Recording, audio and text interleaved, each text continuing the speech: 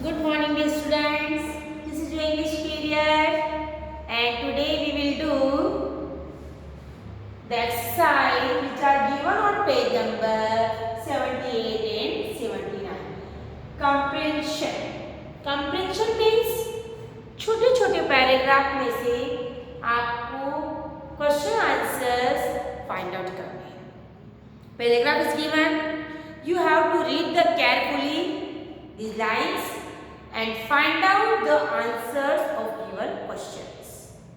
Paragraph में जो line दी गई है उन्हें आपको ध्यान से पढ़ना है, समझना है, फिर क्वेश्चन पढ़ करके आंसर उसी में से सर्च करने हैं, फाइंड आउट करने हैं पैराग्राफ में से. पैराग्राफ लिखा हुआ है, क्वेश्चंस लिखे हुए हैं.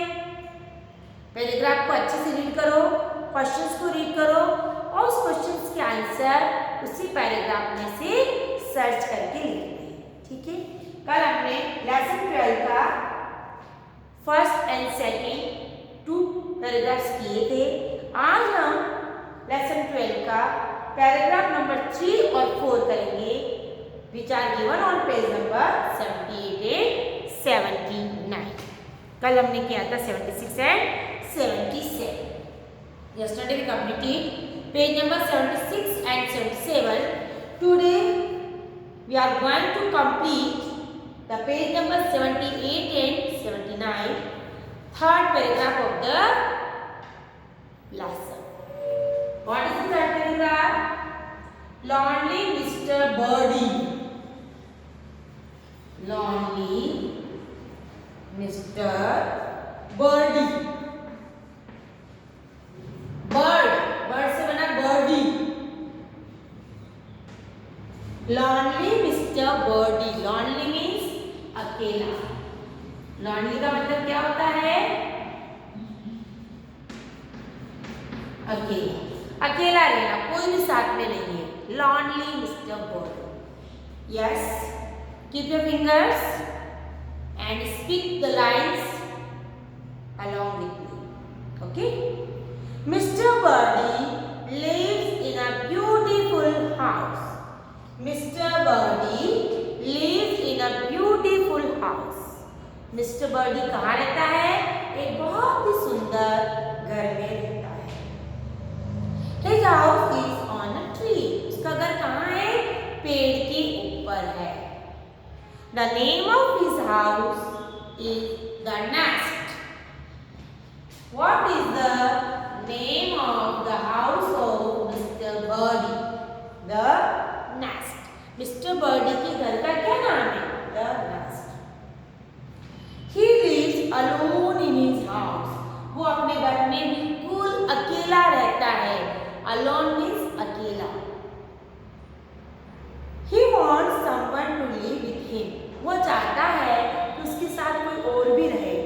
उसका फ्रेंड, उसका पेयर कोई उसके साथ रहे. He writes letters to many other birds. उसने बहुत सारे लेटर्स लिखे दूसरे बर्ड्स को बुलाने. उसने दूसरे बर्ड्स को बहुत सारे लेटर्स लिख लिख करके भेजे. But no one writes back to him. लेकिन किसी ने उसके लेटर का कोई जवाब नहीं दिया. समझ में आ गया आपको? मिस्टर बर्डी एक ब्यूटीफुल हाउस में रहता है और उसका हाउस कहाँ है? ट्री के ऊपर है. उसके हाउस का नाम है द नेस्ट. वो बिल्कुल अकेला रहता है. वो यह चाहता है कि और भी कोई उसके साथ रहे, उसका फ्रेंड, उसका पेयर. इसलिए उसने कई लेटर लिखकर दूसरे बर्ड्स को भेजे, लेकिन किसी बर्ड ने कोई रिप्लाई नहीं. समझ में आ गया? अब हम इस पैराग्राफ को अच्छे से पढ़ा और समझा. अब हम इसके क्वेश्चन आंसर्स करेंगे. राइट ट्रू, टी और false at one has been done for you. अगर आपको सेंटेंस करेक्ट लगता है तो आप टी लिखेंगे. टी मीन्स ट्रू, सही. और अगर आपको रॉन्ग लगता है तो आप एफ लिखेंगे. फॉल्स. फॉल्स मीन्स गलत. ठीक है. अब देखिए फर्स्ट आपके लिए करा हुआ है इसके अंदर the nest is on a tree.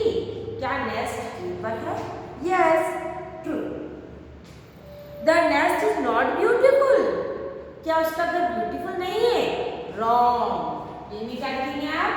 False. उसका कट तो बहुत ब्यूटीफुल है। Mister Birdie lives in the nest. क्या मिस्टर बर्डी नेस्ट में रहता है? Yes yes.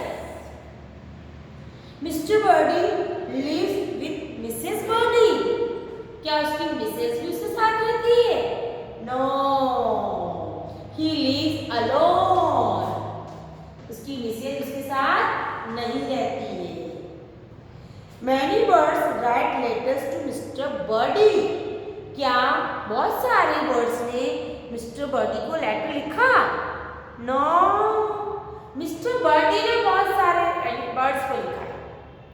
मिस्टर बर्डी ने बहुत सारे बर्ड्स को लेटर लिखा है, लेकिन किसी भी बर्ड ने मिस्टर बर्डी को रिप्लाई नहीं दिया। इसका आंसर हो गया फॉल्स।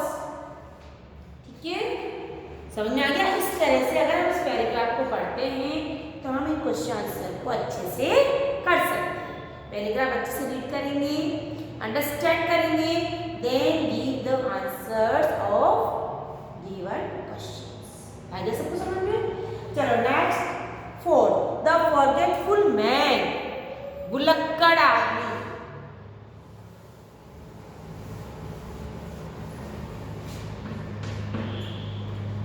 The forgetful man.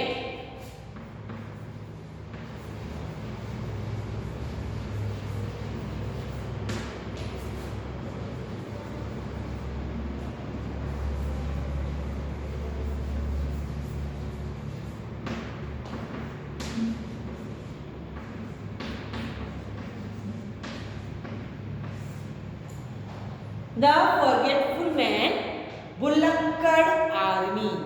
एक आदमी था, वो बहुत भुलक्कड़ था। अब देखिए वो कैसे कैसे काम करता था, इस पेज में लिखा हुआ है। There was a young man in our city. हमारी सिटी में एक यंग मैन रहता था। He forget everything. He forgot everything. वो सब चीजें भूल जाता था। Forgot means भूल जाता था। Forgot.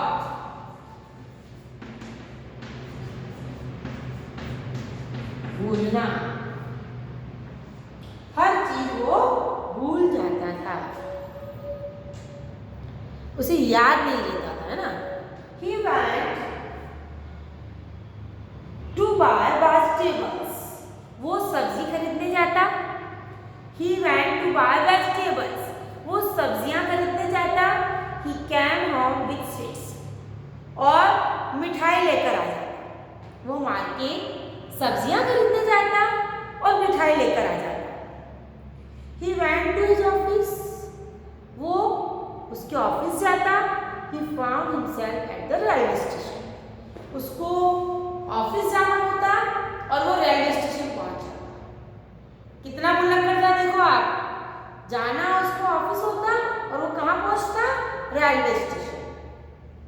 One day it was raining very hard. एक दिन बहुत तेज बारिश हो रही थी। It was raining very hard. बहुत तेज बारिश हो रही थी। He came back home with his umbrella. वो अपना अम्ब्रेला लेकर अपने घर आया। Then he made the umbrella sit on a chair. और उसने अपना अम्ब्रेला चेयर पर रख दिया। कहाँ रख दिया? कहाँ बिठा दिया? चेयर। बहुत तेज बारिश हो रही थी तो अम्ब्रेला लेकर आया और घर आकर के उसने अम्ब्रेला चेयर पर रख दिया। He himself stood next to the door. और खुद जाकर के दरवाजे के पास खड़ा हो गया। He thought he was the umbrella and the umbrella was him. उसने क्या सोचा? मैं तो अम्ब्रेला हूँ और अम्ब्रेला मैं हूँ। हम अम्ब्रेला को कहाँ रखते हैं? डोर के वहाँ रखते हैं ताकि वो गीला होता है, सूख जाता है। और हम कहाँ बैठते हैं? चेयर पर।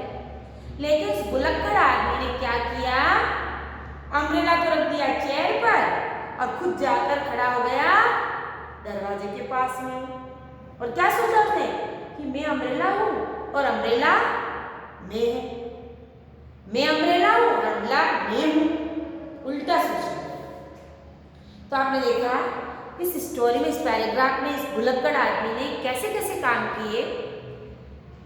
वो सब कुछ भूल जाता था। वो बाजार सब्जियां लेने जाता, मिठाई लेकर आ जाता। उसको ऑफिस जाना होता, वो रेलवे स्टेशन पहुंच जाता। एक दिन जब अम्ब्रेला लेकर घर आया तो अम्ब्रेला को तो चेयर पर रख दिया और खुद दरवाजे के पास खड़ा हो गया। वो ये भूल गया कि अम्ब्रेला कहाँ रखना चाहिए और मुझे कहाँ बैठना चाहिए। उसने अपने आप को अम्ब्रेला समझ लिया और अम्ब्रेला को समझ लिया ये मैं हूँ, इसलिए उसने अम्ब्रेला को चेयर में बिठाया और खुद दरवाजे के पास खड़ा। ठीक है, ये स्टोरी हमने अच्छे से पढ़ी और समझी। अब इसके क्वेश्चन आंसर्स करें। Put these sentences in order. One has been done for you. इस क्वेश्चन के अंदर आपको सेंटेंसेस दिए गए हैं इस स्टोरी के अकॉर्डिंग, लेकिन उन्हें उल्टा सीधा जमाया गया है। तो आपको सही सीक्वेंस के नंबर डालने हैं। कौन सा सेंटेंस पहले आएगा, कौन सा बाद में आया स्टोरी में, कौन सा उसके बाद आया स्टोरी में, तो आपको उस पर नंबर डालना। एक इसमें नंबर डाल रखा है, There was a young man, first sentence था। उसके बाद कौन सा सेंटेंस आएगा? He came back home and put the umbrella on a chair. He went to buy vegetables. There was a young man. He stood next to the door. He came home the streets. He was very forgetful. He went out in the rain with an umbrella. अब कितने sentence है? A, B, C, D, E, F, G। 7 sentence है। First sentence सी पर लिखा हुआ है 1। There was a young man, तो second sentence कौन सा आएगा? He was very forgetful। एक में आप क्या लिखोगे? 2। He was very forgetful।